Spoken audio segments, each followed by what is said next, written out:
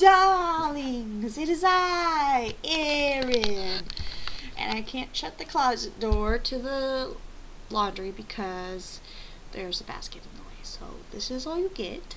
Also, it's my day off, so questionable everything. But I have recently watched a video from Sex Plus, Lacey Green. She's one of my favorites. And she had a video about depression. And she came out in it, and it was very emotional, but also very reserved. And I think that that comes from either too much time dealing with depression or not enough time. I don't know. Or not enough time being open about it. So I think it's really important to talk about these issues. Like, I never hide the fact that I have chronic mild depression. That's what the doctor calls it. You tell me it's mild depression, and I laugh at you. Mild? Ha ha ha ha. You're insane. Any sort of depression is not mild. Mild depression is called sadness, and you get over it, and it's okay. Everything's fine. You're sad for like a minute. Not a big deal. There was a reason. Other than brain chemicals. You were very sad, and then you got over it. That's mild. But clinical depression calls mild depression something that does not frequently result in suicidal episodes or moments where you consider suicide very seriously. I would say there's a difference between being suicidal and considering suicide as like a side concept. Like, I'm really sad, I should kill myself. Nah, I won't do it. Versus like, I'm really sad, I should kill myself. Yeah, that sounds like a reasonable thing. Those are two different scenarios, and the first one being mild depression and the second one being major depression. There's more to do with the separation of those two things than just suicidal tendencies, but I think that's a pretty good distinguishing factor. So I've had depression since high school. I remember my dad was driving, and I was looking out the window, and all the color was stripped from the world. Like, it went from rainbows to grayscale. In an instant, I closed my eyes, opened them, like a blink of the eye. That's so cliche. All the color was gone, and I wasn't happy anymore. And in high school, I expressed myself by being super gothic. It was kind of fun, actually, thinking back on it. Not that it was fun at the time, but I was pretty cool. I out-gothed the goth kids because I was legit. Like, I was really actually depressed. I wasn't acting depressed. I wasn't pretending to be upset or have a sucky home life, etc., etc., to have that image. Like, I really was legitimately depressed, and through that express myself artistically, as I always have. Just like right now, I have yellow and blue eyeshadow on. Like, who does that on a normal like day-to-day scale? I don't know. Anyways, I think my depression was very linked to my sexuality. That I was very repressed as a child, uneducated. My parents never, like, it's something I tell my friends, and they're like, that's not true. Like, I'm sure you walked on your parent. No, my parents never have sex. Like, it's really weird. I don't know, maybe now my sister and I have moved out, maybe they do, but I have never, and my sister and I have never walked in on them ever doing anything even mildly inappropriate, let alone kissing, let alone sex. So, anyways, sexual oppression is really a big factor in all sorts of depression, so I'm not surprised that would have affected me. But I think it's also a mental state, and it definitely runs in my family, even though it probably hasn't been diagnosed before, because my family does not believe in depression because it's like some sort of faith-based disease. Yeah, no. But I've definitely seen traces of it in my family, especially on my dad's side, and then sort of like crazy times on my mom's side. So, not surprised. Anyways, so yeah, so I was in the car, everything went black and white, blah blah blah. Classic explanation of depression. But when I was in high school, I was never suicidal. Never. I was maybe a little homicidal. Creepy. Not really. Not that I would ever hurt anyone or myself or steal things. You think about things that you would never actually do. Yeah, it was kind of like that. Yeah, anyways. So, that's pretty weird. Yeah. So, I went to college after high school. I was very depressed and gothic, and I went to college, and I was a little bit more, like, I would say my style was a little more punk, because I was gothic, but I added a little bit of color.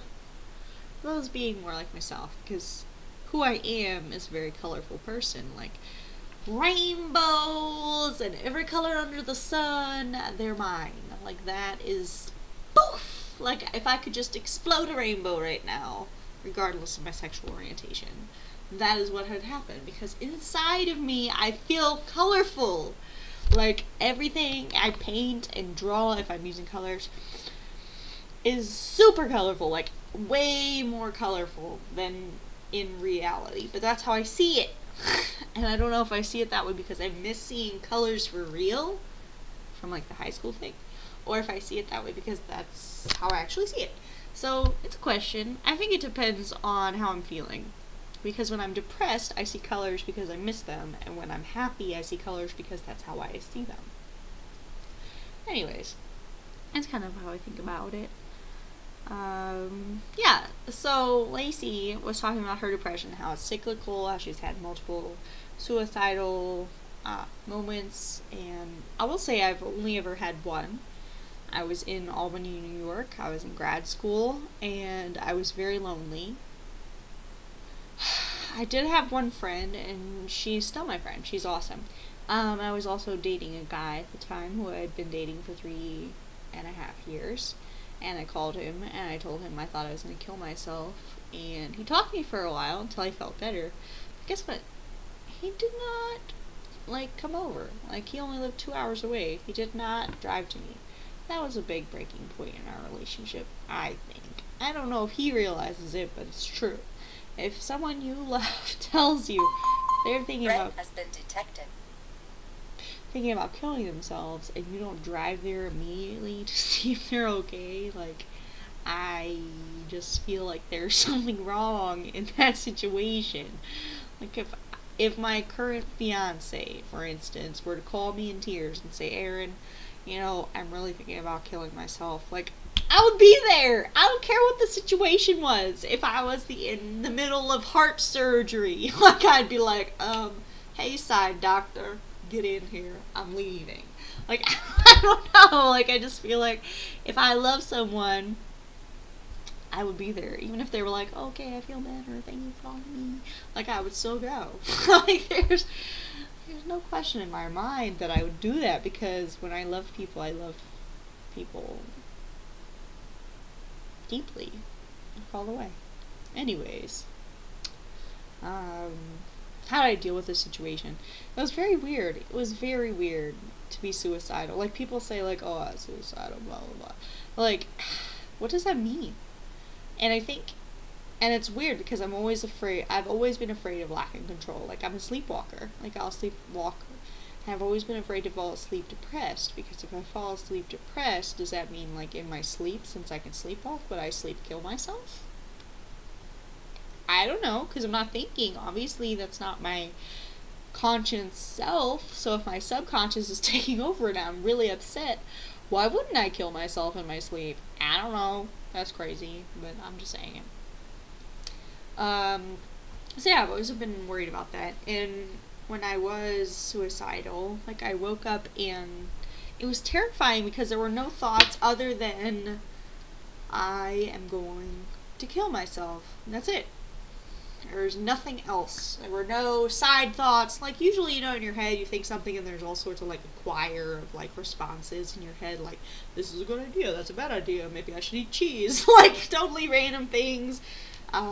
Green. You know, like, all sorts of responses to any thought that you have in a sort of, like, mental, focused way. There's, like, a million side responses.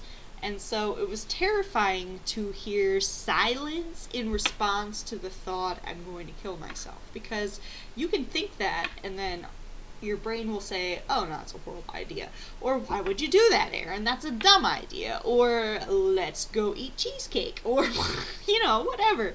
And so when you think that, and there's absolute silence in response, that's, I think, what is considered an actual suicidal moment. And for a long time I couldn't even move. Like, I was just laying in bed. Literally, there were no side thoughts, including movement, to actually kill myself. Thank God. I had no thoughts at all. That was the thought, and there was no processes going on otherwise in my head other than complete silence and that one thought, and it was terrifying. And somehow I thought, I'm gonna make a cup of coffee, bake some muffins, because that's obviously the response that would be normal under those situations. And I did it. I woke up. Well, I got up. I was already awake, obviously, if I was having suicidal thoughts. But I was laying in bed. I got up, and I turned the oven on, and I made my French press coffee, and I baked some muffins, and I ate them, and I drank a whole pot of French press coffee, and I fell back asleep. You know you're fucked up if you fall asleep after a whole pot of French press coffee. Just saying, anybody who drinks coffee out there, you know. And I woke up the next day. It was still the same day, because I woke up in the middle of the night feeling this way, so it was probably like 2 in the morning, and I woke up at like 9 o'clock or something later, and that's where I called my boyfriend at the time, and I almost institutionalized myself. After I talked to him, I called my psychiatrist, I told her what happened, and she was like, well, I can refer you to this place. If you feel like you need to go, then you should. And all sorts of situations. And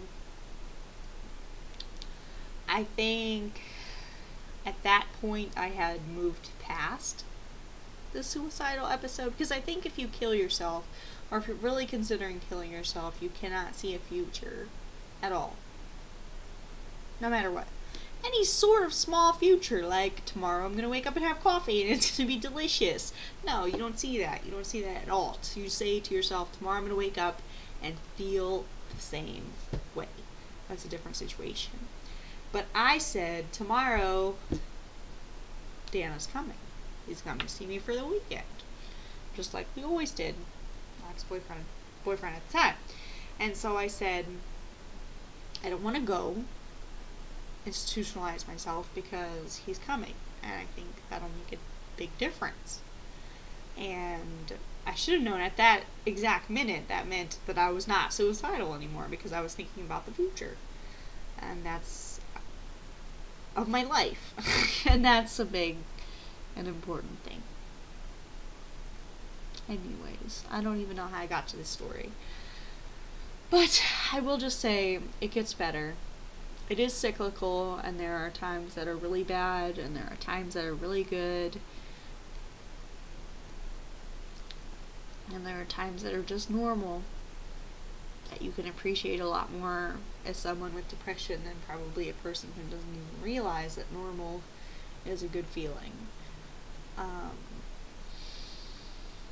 And it does get better. Even though, I will say, every day is a fight. Every day. Every day is a fight to be, or to feel, or to acknowledge that you could be happy every day. Because it's easy to be depressed. It's horrible to say. It's easy to think badly of yourself. It's easy to succumb to the world. It's easy to be crushed by everything on top of you. It's hard to be happy. Happiness is a choice, but it's a hard choice. And when people used to say happiness is a choice when I was depressed, I would say, no, it's not. My brain does not want me to be happy. And it's true. My brain does not want me to be happy. It's not made that way. I'm taking drugs to keep it so that I can be happy. But that doesn't mean it's not a choice. It just means it's a hard choice. But it's the right choice. Because there's people who love you. Even if you don't realize it, there's people that love you. There's people who will be sad if you're gone. Why would you want to share your sadness with another person? I would gladly suffer to make another person happy. But more than that, I would gladly be happy to make another person happy. And I think that's what it's all about. If you have depression, you have to be happy to make other people happy. Not just live, not just exist. You have to make the decision to try and succeed and try to be happy, because that's how you'll affect others. That's how you make others happy, is by being happy. And it's not easy. You can't do it all the time. But it's worth it.